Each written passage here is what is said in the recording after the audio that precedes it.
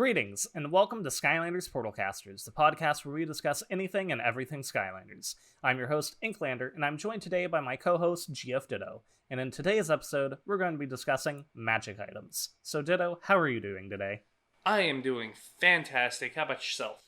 I'm doing pretty well, and I'm happy to kind of round out this kind of loose 4-part episode we've kind of been doing. We've been kind of going through all these different, I guess, almost magic item variants, if you will. We've talked about creation crystals, we've talked about traps, we've talked about vehicles, and now here we are at the original kind of magic items that were introduced in the first game, Spyro's Adventure, which were things that you would be able to get in the adventure packs as kind of like little extra bonuses that'd be able to kind of help you out on your journey, and they'd all kind of do different things in helping you fight against chaos. So what are your kind of overall thoughts and impressions of the magic items? I thought the magic items were a really clever little bit, and in all their forms, because the magic items took the forms of either small pieces that were meant to have a temporary effect in game, all the way up to providing DLC levels and battle arenas. Right, yes. And I just think that was a really, really cool concept.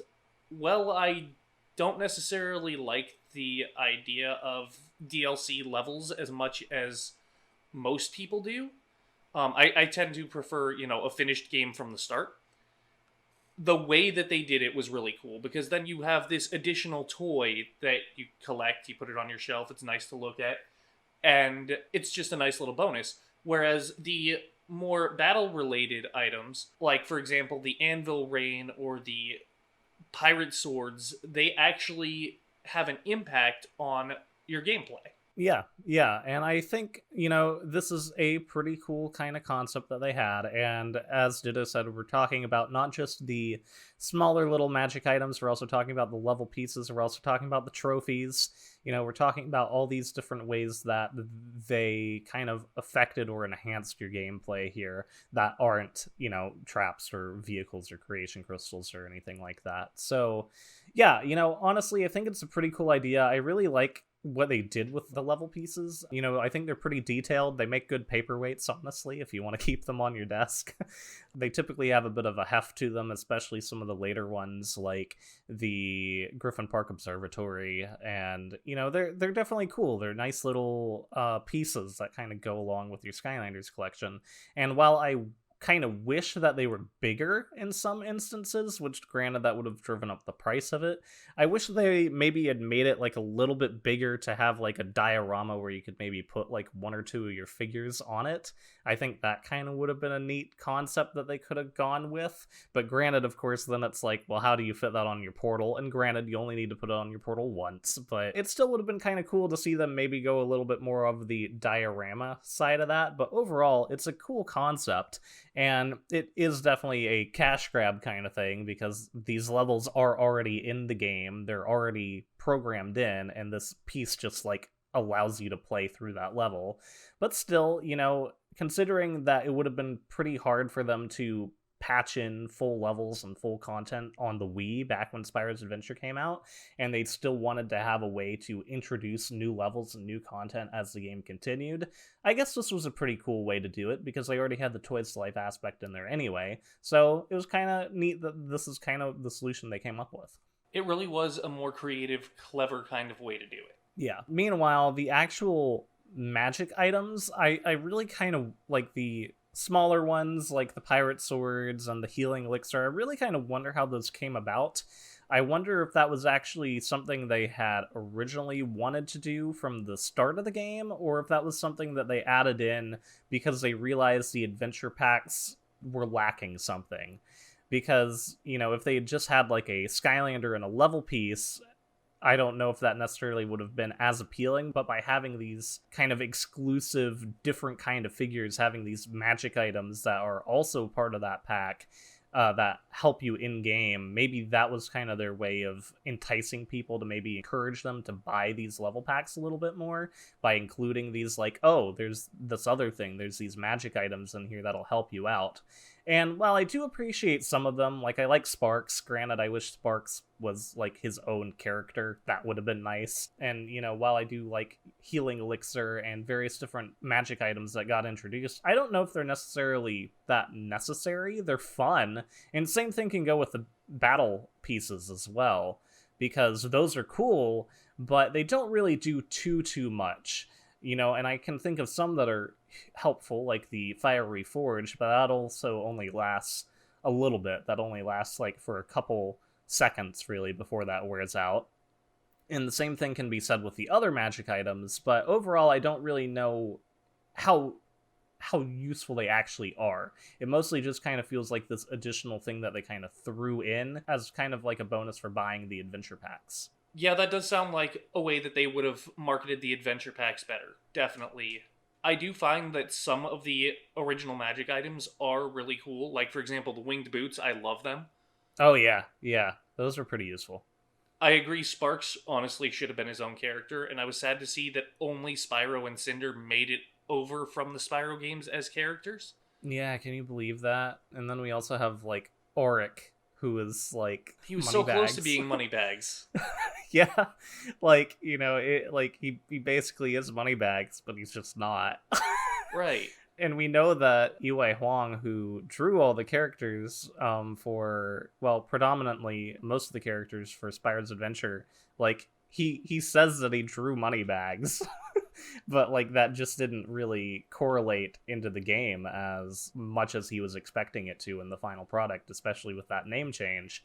So, like, you can tell that it's supposed to be Moneybags, but he's not. Yes. It's weird. It's like Moneybags went into hiding and changed his name. Yeah, that's pretty much it.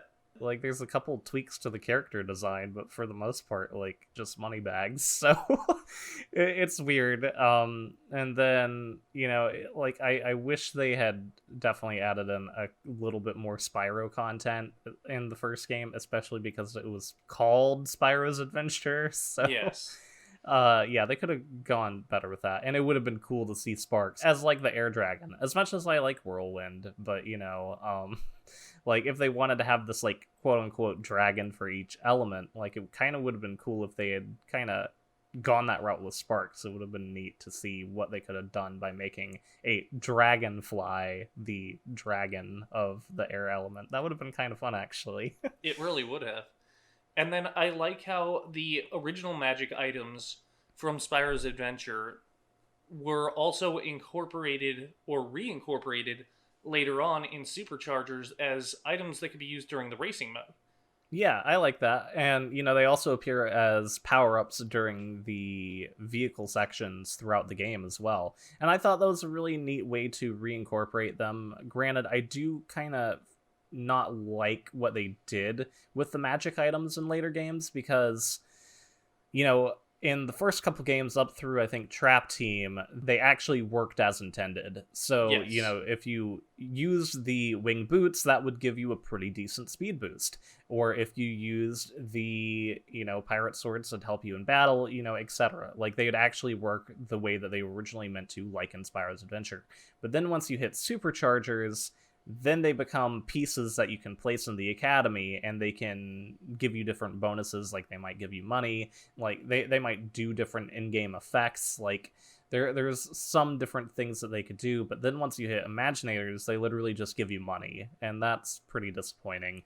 So the actual use of the magic items basically just kind of stopped once you hit Superchargers. So that was pretty disappointing. And even the level pieces, like, once you unlock the level, those level pieces would still do something, because they'd actually have an area of effect that would deal a massive amount of damage if you place them back on the portal during a level. And that was cool, but that effect also got removed in the later games too. So it's pretty disappointing, like, knowing that the magic items basically got phased out entirely. And that's something I don't like about Superchargers and Imaginators, is that they just stopped working, and that's pretty disappointing. Especially because they kind of just felt like this bonus thing anyway. They felt like this additional thing, which I guess maybe that's why they felt they could do that, because it's like, no one's really going to care if they can't use their magic items anymore. But, like, it kind of felt like that would have just been such an easy thing for them to just leave in. It really so it's would kind of have. odd. And Spoiler alert, we do care.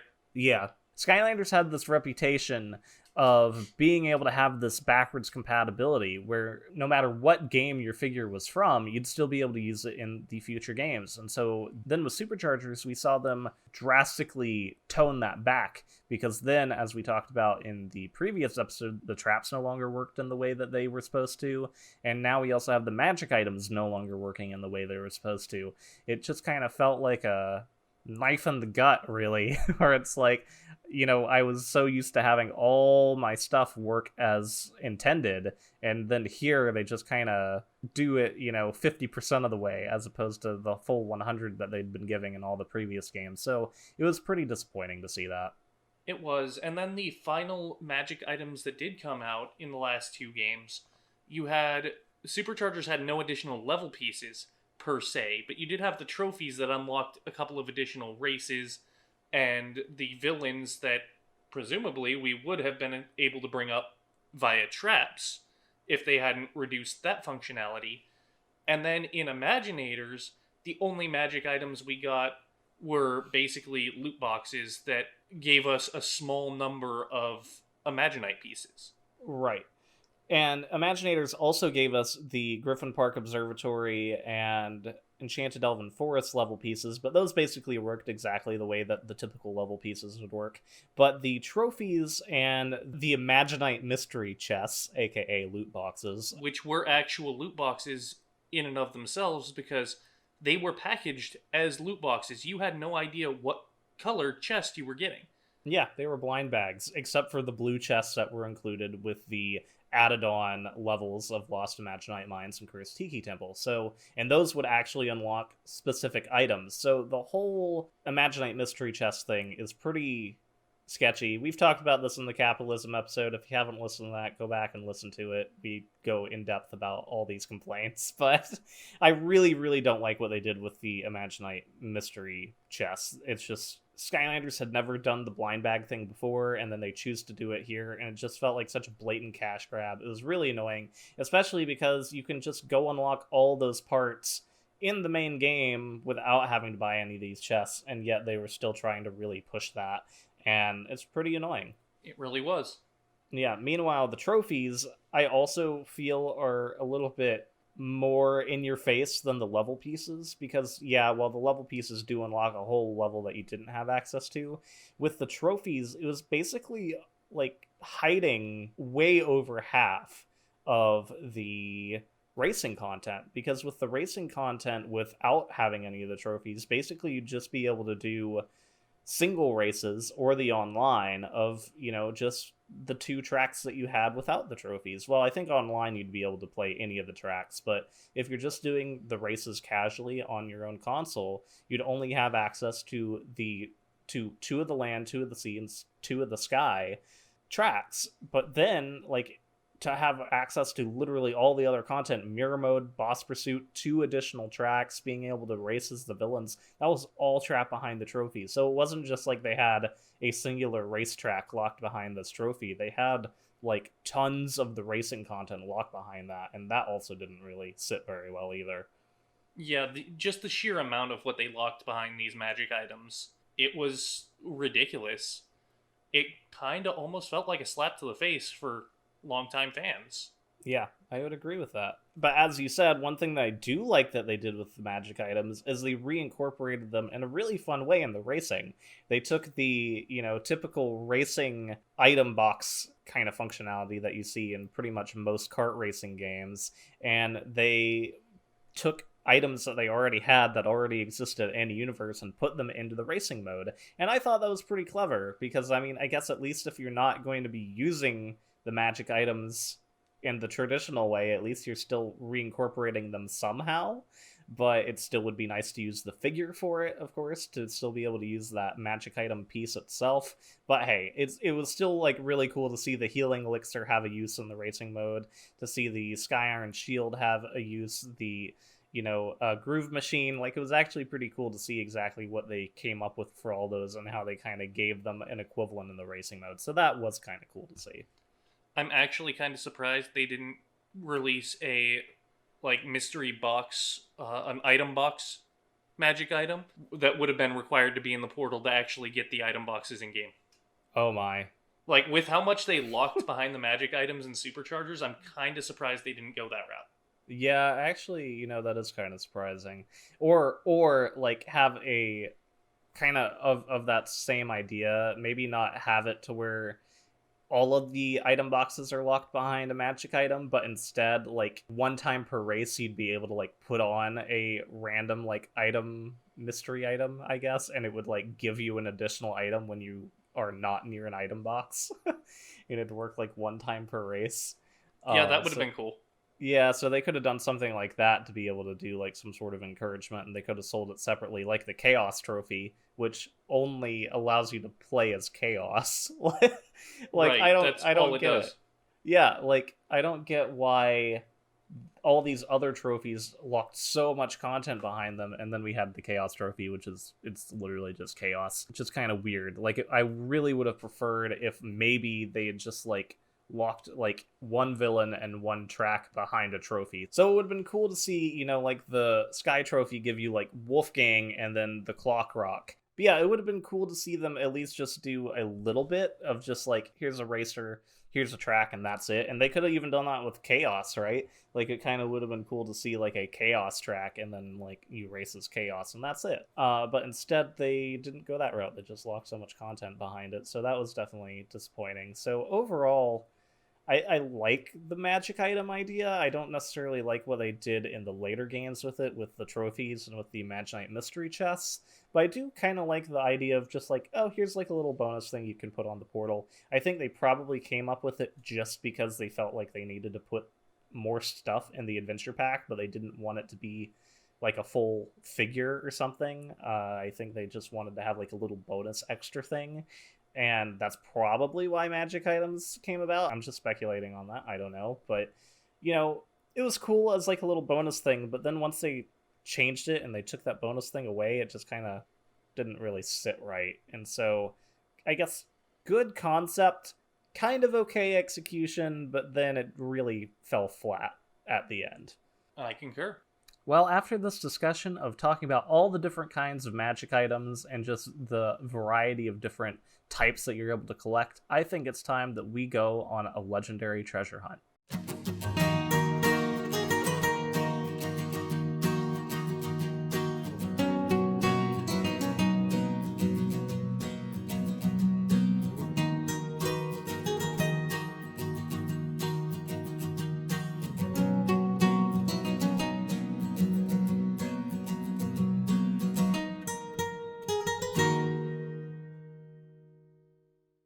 And now we set out for our legendary treasure hunt. This is the segment where we try to find the best bargain on Skylanders possible with a challenge. This week's challenge was to find the lot with the most magic items and a maximum price limit of $45. So, Inklander, what lot have you found for us this week? All right, so my lot comes from eBay, and it is priced at $20. And it includes a lot of magic items, only magic items. So for adventure packs, it includes Pirate Seas, Empire of Ice, Dragon's Peak, Darklight Crypt, and Tower of Time. Meanwhile, it also has the battle items, Fiery Forge, Dragonfire Cannon, and Scorpion Striker Catapult. And then it also has the regular magic items of Hidden Treasure, Ghost Swords, Anvil Rain, Sky Iron Shield, Winged Boots, Groove Machine, and Platinum Sheep. So that is a total of 15 different magic items for $20. Alright, so your lot scores out at 15 points for 15 magic items, and you are $25 under the price limit, so that gives you an additional 2.5 points, bringing your total to 17.5 points. Awesome. That's a pretty good score. That is a very good score. So, Ditto, what do you have for your lot this week? I found my lot on Mercari. The lot totals out at $15. It includes 14 magic items, which are for level pieces, 2 Towers of Time, Sheepwreck Island, Mirror of Mystery, Sunscraper Spire, and Midnight Museum. For battle pieces, there is the Scorpion Striker Catapult. And for regular magic items, there are 2 Sky Diamonds, 2 Platinum Sheep, a Tiki Speaky, and a Battle Hammer. Not only does this lot include those 14 magic items, but it also includes what I would estimate to be 80 Skylanders, ranging from Spyro's Adventure through Trap Team, a binder filled with the Skylanders stat cards, and the trap tray containing 48 traps. Yeah, this is a pretty impressive lot here. Yeah, this lot is really impressive. You've got the 15 magic items, you've got approximately 80 Skylanders, 48 traps with the trap tray itself, and a binder full of the Skylanders stat cards, all that for $15. Yeah, and I should also note that this isn't like the trap tray you get with the starter pack. This is like the fancy one that you could buy at Toys R Us. So it's like the nice trap tray. So my lot is going to score at 14 points for 14 magic items, minus 1 point for the 2 Shroom Booms. There's a Shroom Boom and a Sure Shot Shroom Boom among those 80-ish Skylanders. Plus, I am $30 under the price limit, so that's an additional 3 points. And I'm going to be giving myself the bonus point because this lot is just that impressive. Bringing my total to 17 points. Which means that by half a point, Inklander has won this week's Legendary Treasure Hunt. Awesome. Yeah, which is surprising because with all the insane stuff you have in your lot, it definitely looked like you were going to be able to take it home there. But yeah, just because mine fit the challenge so specifically, that's really why I was able to win this week. Otherwise, like, I would not take my lot. I would take this lot. I'm blaming it on Shroom Boom. Yeah, it's Shroom Boom. Shroom Boom is the reason you lost. This is like the first time I think we've really had a like legendary treasure hunt kind of decided by the Shroom Booms. So, right. Yeah. It's all Shroom Boom's fault. Now, I'm going to need someplace to put all of this stuff that I've just found. So, I'm actually going to go ahead and store it in a chest over on the Dread Yacht. See you there.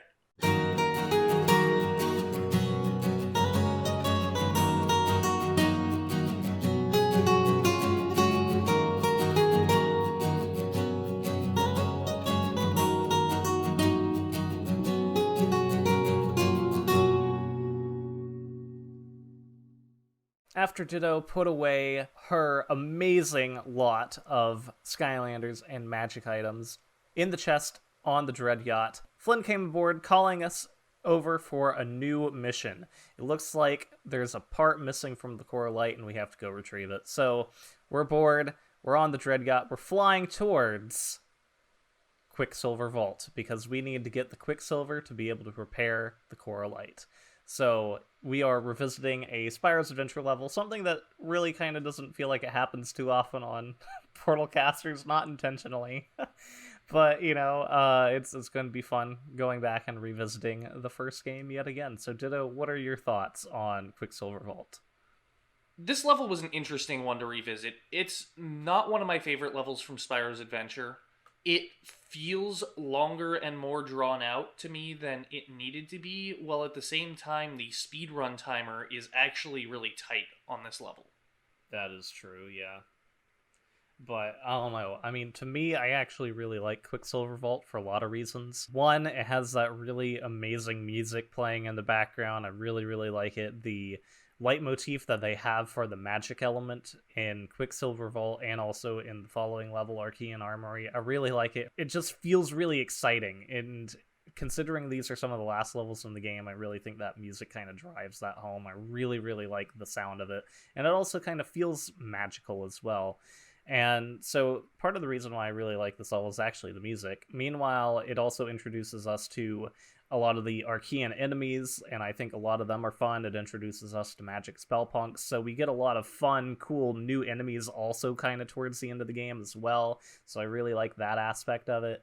And another thing that I really like about it is the aesthetics of this level. I think it's really cool how they basically went with just grayscale with some hints of blue, and I really like that. It kind of gives this level a really unique feel to it, and it feels really aesthetically pleasing in that it's pretty much just black and white, except for some blue, where you see kind of as this almost unnatural light illuminating the paths, and you see some of the blue and the Quicksilver, and it's really kind of cool, the aesthetic that they decide to go with, because we don't really see them tend to go with a unique art style, at least on the Spyro's Adventure levels.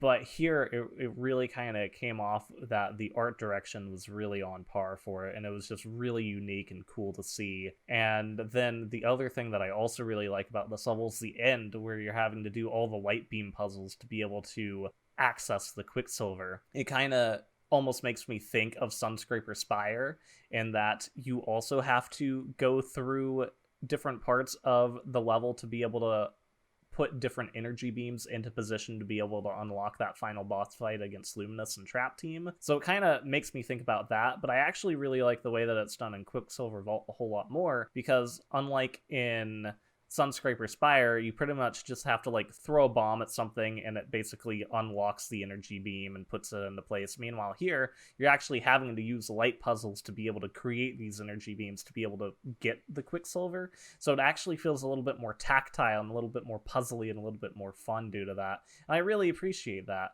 I do think that this level can be a little bit disorienting when it comes to like the teleporters and things like that. Like, it does kind of have you jumping around in different places on the level, and that I'm not really a big fan of. That could have definitely been handled a lot better, because that in that case kind of made this level feel a little disorienting at times and not really well laid out. But as for the aesthetics and as for the music, I really think that really drives this level home and makes it a lot of fun. Plus that ending sequence where you're trying to get the Quicksilver and you're having to jump and access all these light beams, that was really cool, and I like that. When I think of the Quicksilver Vault, I think of battle gates, because this level had a lot of battle gates. And then, additionally, it had other points that acted as battle gates, but they didn't tell you they're battle gates, like when you have to defeat enemies to make the teleporters appear. That's true. So there was a lot of battles blocking progression through the level, and I think that's really what makes it not one of my favorites, is the fact that there are so many forced battles there. Yeah, I can get that. I mean, I really do like the enemies and the enemy movements. I think there's a lot of fun, unique enemies. Like, a lot of the Archean enemies, I think, are a lot of fun, except for, like, the turrets. Those are not fun. Those are really just annoying. Agreed. But, you know, for the most part, I think they're really fun. But I do agree, and that's something that I actually do fix in Giants, because, like, not knowing that a teleport's supposed to appear is definitely disorienting, and I do think that's one of the downsides of this level. But luckily in Giants, that is something that they do fix, because they just have like the teleport or the bounce pad there with like the battle gate symbol on top of it, so you know, oh, I'm supposed to defeat these enemies to be able to progress. But that's not in this level, so that does definitely throw it off, because then you're just sometimes sitting around being like, what do I do? Where do I go? So that's definitely a negative to this level. But overall, I think the art direction and the music and the last sequence of this level kind of makes it something that I enjoy. I don't know if it's necessarily one of my favorite levels in Spyro's Adventure, but I definitely really like it, especially the art direction. I really, really like the art direction on this one. But yeah, the actual level layout, though, that's confusing. Indeed it is. We've managed to be able to get all the light beams into place, and we've gotten the Quicksilver. We're headed back to the Academy to be able to help fix up the core light, but on the way, it's time for us to stop at the Archean Arena.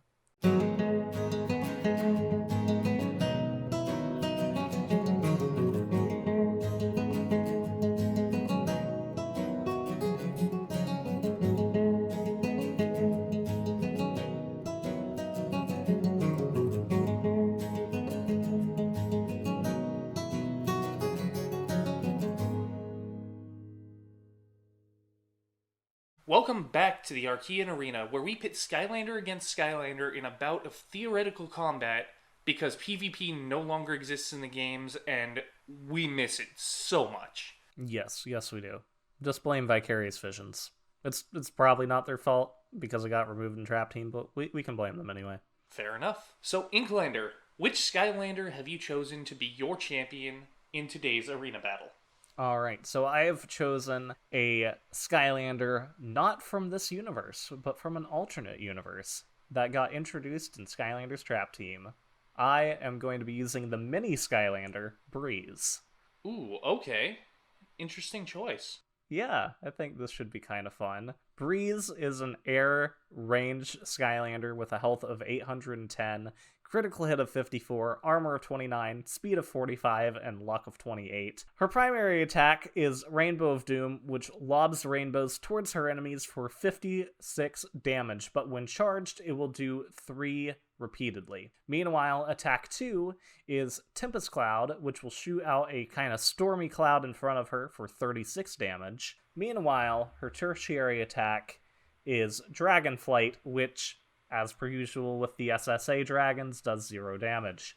Now, her top path is Ultimate Rainbower, which allows her to shoot 2 rainbows, attack 1 does more damage, and attack 1 also has that charge up added, so that 3 repeated. Meanwhile, her bottom path, Tempest Dragon, has attack 2 doing more damage, attack 2 explodes when hit with attack 1, and also attack 2 gains electricity, so it's really pumping up those clouds and having that interact with and make combos with the rainbows.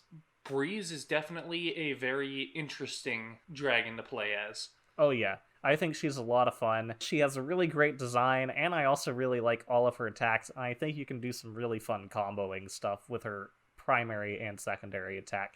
And also her health, critical hit, and speed aren't that bad. So I really appreciate Breeze. Just a really fun, smaller version of Whirlwind. Definitely a really fun character. It is a shame about her aim, though, because lobbers in Skylanders, they tend to be pretty terrible at the whole aiming thing. Eruptor, Shuriken Boom, looking at you. Yep. So, to combat Breeze, the Skylander I have chosen to be my champion today is none other than Smash Hit. Oh, alright. Smash Hit is a melee Earth element Skylander with a maximum HP at level 20 of 1200, critical hit 62, armor 35, speed 32, and luck 28. His attack 1 is Demolisher, which repeatedly swings his boulder around in a circle, dealing 42 points of damage per hit. His attack 2 is Crushinator, which smashes the boulder on the ground in front of him, dealing 58 points of damage.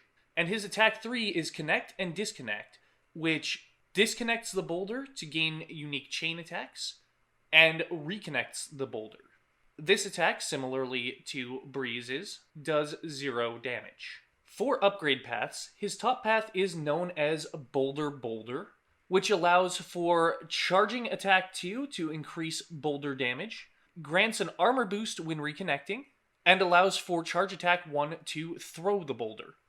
His bottom path is known as Chain Champ, and it allows for charging attack 1 to pull himself towards his foes. Critical hits are guaranteed while disconnected, and the boulder draws in foes.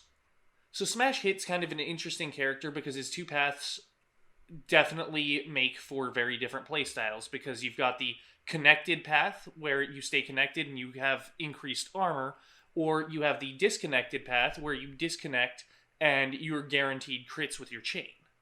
Right, yeah, Smash Hit's a pretty interesting character. He's fun to play as. His moves are really, really cool in that you're able to pretty much have those 2 different kind of play styles just right off the bat by being able to connect and disconnect the boulder, because you're kind of a little bit lumbering but pretty good with damage when it comes to having that boulder connected, but then when you disconnect, you're able to be a little bit more speedy, be able to have those attacks with the chain a little bit quicker, and so it really kind of allows you to have 2 different playstyles. Meanwhile, you're able to upgrade one of those playstyles even further with one of those paths, which is actually kind of pretty cool. It really is. Yeah, so this is definitely going to be an interesting matchup here, because Smash Hit, I think one of the biggest things that he does have going for him here is that while he is melee, that could be a little bit to his detriment because he does have to get in close, but he has that 1200 health there, which is really good compared to Breeze's 810. So, that's definitely something that Smash Hit already has up on Breeze because he has almost 400 more health. Meanwhile, he also has a slightly higher critical hit, but luckily Breeze's other stats are pretty much about the same, if not higher, than smash hits otherwise. So overall, stat-wise, they're pretty similar there, except when it comes to that attack 2. That attack 2 for smash hit is 58 damage compared to Breeze's only 36, so that's a pretty big difference. But granted, Breeze is able to have a little bit more of that comboing going on, especially if I took that bottom path where I'm upgrading the Tempest Clouds to be able to shoot those out, use my rainbows not only as one source of damage, but also have those hit those Tempest Clouds and be able to deal more damage with that and combo it. So presumably, if I am already using my ranged attacks here to shoot out those Tempest Clouds, be able to shoot out the Rainbows of Doom, I really think that there's a good chance that Breeze might have a pretty good shot at being able to deal damage to Smash Hit, especially when Smash Hit has to try to get in close to be able to do attacks. Absolutely. I will say that one of Smash Hit's greatest advantages here is against your attack 1, and that's because it is a lobbing attack, so it's a lot easier to dodge. That's true. And if I were to have Smash Hit on the bottom path, his boulder is going to be drawing you in the entire time it's disconnected. So I could disconnect and have the boulder placed really anywhere in the arena. And as long as it's any kind of close to you when I do that, it's going to keep you drawn in so that at that point I am guaranteed crits every shot.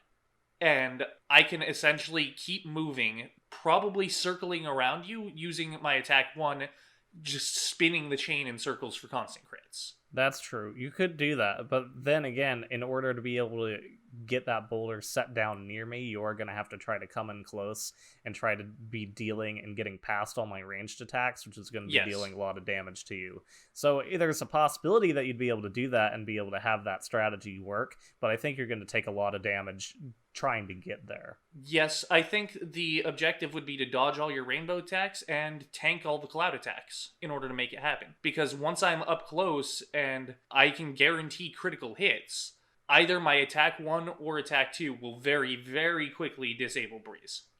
That's true. But I'm also going to be trying to have my rainbows hit the Tempest Clouds, so then in that case, what's going to be happening is it's going to be dealing a little bit more damage and a little bit more explosion, and so I should be able to line that up pretty well and be able to deal even more damage to you, as opposed to just using a regular Tempest Cloud. Assuming you can land the hit with the lob, obviously. Right, assuming that I can. And if not, if I do end up missing, there's still a good chance if you're roughly in the path of where I'm aiming, I should be able to hit you anyway. That's so fair. It should be an interesting kind of fight, because I do think that Breeze is able to deal enough damage and is able to combo enough to be able to keep Smash Hit away, but I do think that Smash Hit would be able to get through that every once in a while and then be able to take Breeze out.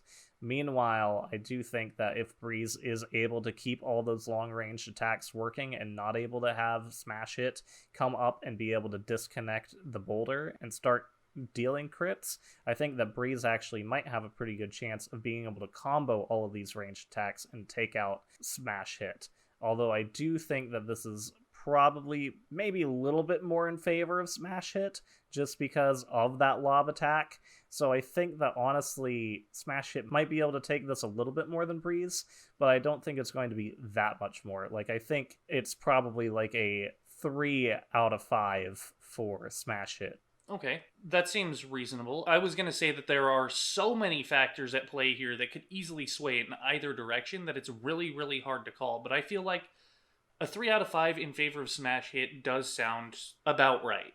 Yeah, like, I think that, as you say, like, there's definitely different playstyles that we could use, and I think that Breeze definitely has the power to be able to take out Smash Hit, and vice versa. Oh, absolutely. But yeah, I think in this case, which is surprising, because typically a ranged versus a melee character really doesn't work out very well, but I do think in this case, just because of the way that some of Breeze's attacks work, and just because of the paths that we could take, and because of the way that Smash Hit plays with those dual kind of play styles, just generally, I do think that this is going to set Smash Hit just a little over the edge and be able to take Breeze a little bit more of the time than Breeze is able to defeat Smash Hit. And I can agree with that 100%, which is why I am going to declare the winner of this week's Archean Arena to be Smash Hit. But just barely. That brings us to the end of today's episode. You'll find our website and our individual channels listed in the description. Follow our Twitter at SLPortalcasters for regular updates about the podcast, and join our Discord server for Skylanders discussions. Thank you for listening, and in the next episode, we will be joined by Nagamekinu again to discuss feminism, representation, and Skylanders. See you then. Bye.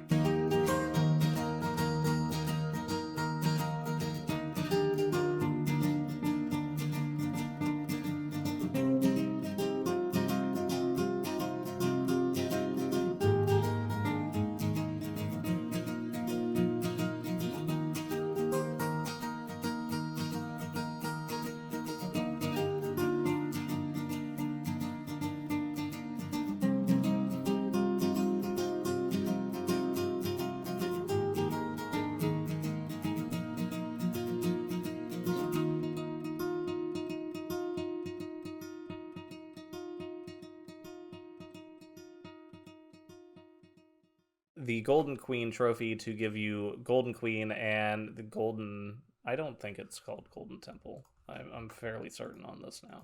Let's see. Skylanders, Superchargers, Racing, Tracks.